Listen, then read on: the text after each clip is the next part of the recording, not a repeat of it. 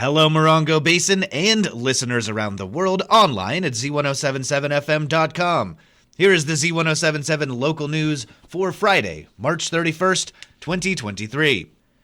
The California State Fish and Game Commission will meet on April 19th and 20th and has released their agenda for the meeting, which includes consideration of the state's legislation relating to the Joshua Tree.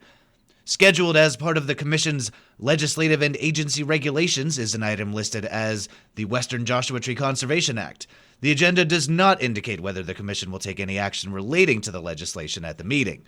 At its last meeting, the Fish and Game Commission declined to vote on classifying the Western Joshua Tree as endangered, deferring to the state's legislative solution to the issue. The proposed legislation has yet to be voted upon and may be significantly revised or even defeated by elected officials, necessitating further consideration or action from the Fish and Game Commission. In its current draft, the state's legislation prohibits harm to the species without a permit and payment of fees or other mitigation. That revenue would then be used for the preservation elsewhere at a landscape scale. Until a decision is made at the state level, the Western Joshua Tree retains protected status under the Endangered Species Act.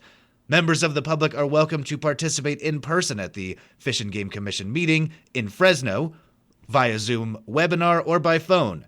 Instructions on how to participate in the meeting will be posted at Z107.7fm.com closer to the meeting.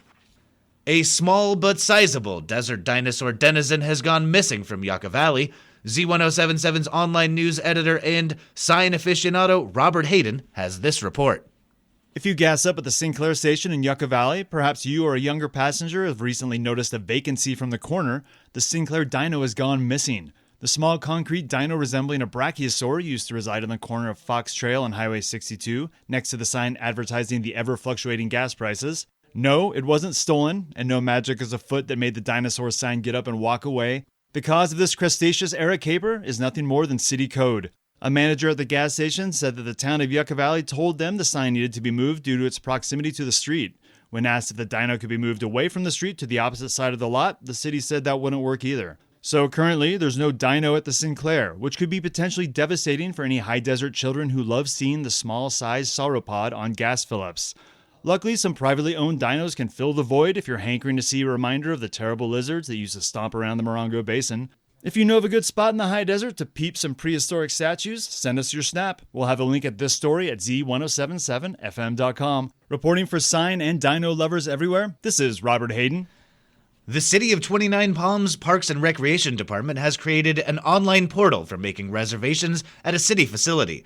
Reservations for areas including Lucky Park Activity Center, 29 Palms Community Center and Gymnasium, the Lucky Park and Knott Sky Park picnic shelters, Freedom Plaza, and more can be made at the city's website, 29palms.org.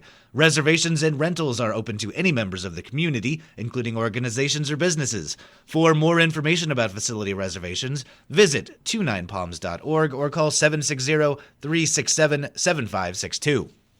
The 29 Palms Artists Guild will host their 4th annual Spring Arts and Crafts Fair this weekend from 9 a.m. to 4 p.m. on Saturday and Sunday. More than 24 artisans are bringing a large assortment of artwork and high-end crafts for both art collectors and casual shoppers. Painting, photography, pottery, fiber arts, and jewelry are just some of the artwork visitors will find. The fair will also include food, art classes, and live music from Gabriel Hart, Hunter and the Wicked, The Tumbleweed Time Machine, Paul Cullum, Davis Fields, Paul Muller, and J.D. Rudometkin. The fair is free to the public. Also tomorrow, the Automotive Gallery in 29 Palms will host their Spring Art Days event, ensuring that the high desert is full of even more incredible visuals. Gallery owner Sheila Bailey will also have her metal art on display. Paul Gherkin will provide music, and Lisa Provenzer Bieber of Fine Art Cookies will be providing refreshments. Spring Art Days is tomorrow from 10 a.m. to 3 p.m. at Automotive Gallery, located at 6540 National Park Drive in 29 Palms. Pioneer Town is going to the dogs. To tell you why, here is animal lover Robert Hayden. Bring out your dogs for the annual Wolf Walk fundraising event this Saturday, April 1st. The full morning of dog-centric events will be held at the Pioneer Town Wild West Theater on Main Street and feature a dog parade, food trucks, a pet photo booth, raffles, and a live auction, plus a special live performance by Jessica Von Rabbit. The event is completely free, though it costs $40 to register for the parade.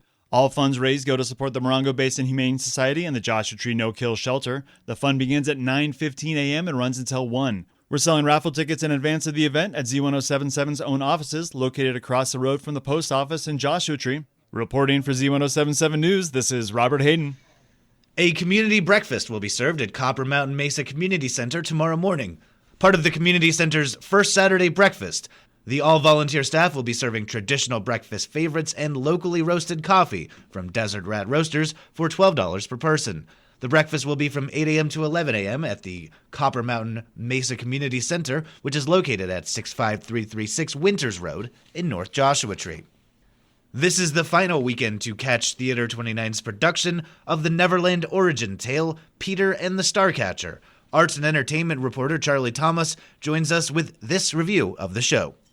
Author J.M. Barrie's Peter Pan has evolved through countless versions on the page, on the stage, and on film and television screens around the world for the past 120 years. Theater 29's production of playwright Rick Elise's Peter and the Starcatcher gives us all a prequel. Debut director Ian Ferris and assistant director Jericho McNeltier have created a universe that is best described as chaos incarnate in the best way. The talented cast is headed by Eliana Hicks as Molly Astor, Andrew Perkins as Peter Pan, and Kurt Schopner as the villainous Black Stash. For anyone who is looking for an evening of fun, pathos, frivolity, and the craziest pack of mermaids you have ever seen, I cannot endorse highly enough get your tickets to Peter and the Starcatcher. Appropriate for all ages, though under the age of 10 it might be a bit wordy for squirmy younger kids. Tickets are available at theater29.org through April 2nd. For the full review, check out the story at Z107.7fm.com. Reporting for Z107.7, this is Arts and Entertainment Reporter Charlie Thomas. Blood is desperately needed in the Morongo Basin. To that end, Lifestream will be holding a blood drive tomorrow from 9 a.m. to 3 p.m. at the Center for Healthy Generations, located at 57121 Sunny Slope Drive in Yucca Valley. Healthy individuals at least 15 years of age may donate blood. Everyone under 17 years of age must provide Lifestream with written parental consent. Donors receive a free mini physical. Please set an appointment by calling Lifestream at 1-800-879-4484 or visiting lstream.org. And finally, the 29 Palms High School Lady Cats softball team traveled to Coachella Valley High School and came up a little short with a 6-0 loss. The Lady Cats played good defense and have been making big steps to improve. Jenica Silvis, Tui Young, and Gabby Wonderly all collected 1 hit each. Coaches named Tui Young as the Wildcat of the Week, saying Tui's offense and defensive play has improved all season. That's our local news. Hear local news 7 times a day, 7 days a week at 7, 8, 9, noon, 4, 5, and 6. More Morongo Basin residents get their local news from Z107.7 than any other source. Reporting for the Morongo Basin News Leader, the award-winning Z107.7 Local News, I'm Jeff Harmatz.